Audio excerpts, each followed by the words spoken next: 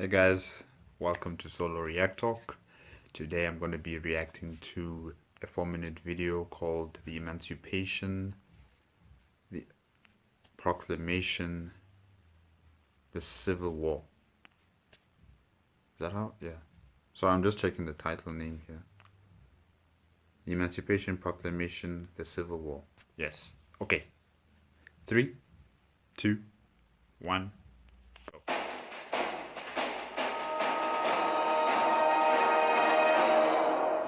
In July of 1862, after General George McClellan's failed Peninsula Campaign, Congress passed two very important pieces of legislation. The Militia Act of 1862, which gave President Lincoln the authority to employ persons of African descent in any military capacity which he saw fit, and the Second Confiscation Act. In Section 6 of that act, Congress gave the President the authority to seize, to confiscate all property of persons in states in rebellion, which included slaves. On September 22, 1862, 5 days after the Battle of Antietam, President Lincoln issued the preliminary Emancipation Proclamation, in which he warned the states in rebellion that if they did not lay down their arms and return to the Union in the next 100 days, he was going to declare free their slaves on January 1, 1863. In October 1862, Frederick Douglass wrote in his monthly that in order for the Emancipation Proclamation to free any slaves, two conditions had to be met. The first condition was that the states in rebellion still had to be in rebellion as of January 1, 1863. And the second condition was that the rebellion had to be suppressed. On January 1, 1863, that first condition was met, as the states in rebellion had not returned to the Union. And on January 1, 1863, President Lincoln issued the final Emancipation Proclamation as, quote, a fit and necessary war measure for suppressing said rebellion, close quote. President Lincoln made it very clear within its Emancipation Proclamation that that proclamation was a fit and necessary war measure for preserving the Union, for accomplishing the paramount objective of the war. And in that fit and necessary war measure for preserving the Union, President Lincoln declared forever free all persons held as slaves in the 10 states that were at war with the United States for their independence. In the 5 slaveholding states that accepted Abraham Lincoln as president, federal authority, the Emancipation Proclamation did not apply because Congress did not give President Lincoln the authority to seize property and declare free slaves in states that were loyal to the Union, only in states in rebellion, only in states that had to be brought back to the Union by military conquest. Jefferson Davis, the president of the Confederacy, told the Confederate legislature that the Emancipation Proclamation was, quote, an authentic statement by the government of the United States of its inability to subjugate the South by force of arms, close quote. Indeed, General Ulysses S. Grant would say that the Emancipation Proclamation added a powerful ally to the Union war effort.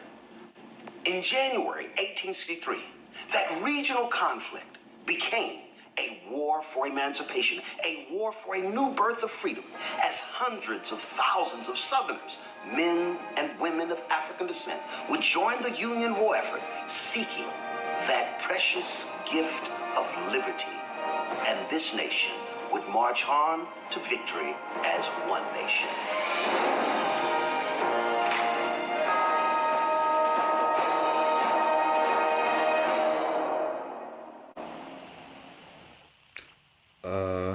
Let me get this straight. The President of the United States of America, the President of the Union, Abraham Lincoln, I'm not sure if it was the United States of America during that time, gave an ultimatum to the southern states that if you do not surrender, I will proclamate that all of your slaves will become emancipated. So this was a threat. This was an ultimatum. It wasn't something that was non-negotiable. It was a choice. Is that what I'm getting here? That if the southern states did surrender, they would still have slavery as their law, that they would still be able to practice slavery. And even the states that recognize the Union of the United States would still be able to practice slavery, because the Emancipation Proclamation did not affect them because they recognized the Union. Is that what I'm getting? Because if that's the way things turned out, then I don't really like what I'm hearing. Because I thought that the Union not only fought for the unification of the United States, but also fought against slavery. But from what I'm listening here, slavery was an option. It wasn't something that was final, that slavery should end. It was optional. It's a choice. And it just doesn't sit well with me. But Black Americans fought for their freedom. They believed in a dream that they would be all free from slavery. And I think they've achieved that goal. Though, yes, there is still some problems today. And not some, it's a quite big problem, but they took that step, and I guess now we have to see what are the steps that the future generations are going to be doing today.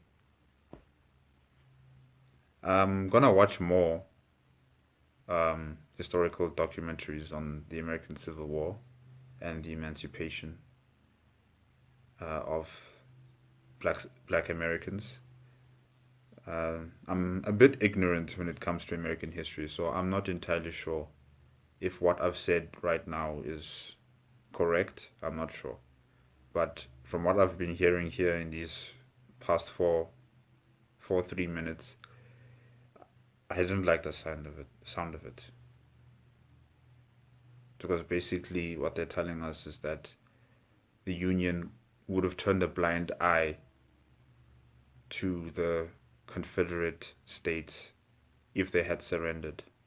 If they had surrendered, they would have allowed them to continue with their slavery for as long as they were within the authority of the United States. Maybe I'm wrong. I'll just have to investigate more and research more. Okay, guys, that's it for today. If you like what you see, you can give me a like or a dislike. It's up to you. You can comment should you wish, and I will respond to you as soon as possible. And please subscribe. And if you want to keep up to date with my latest videos, then you can also click on the notification bell. Okay, guys, that's it. Bye-bye.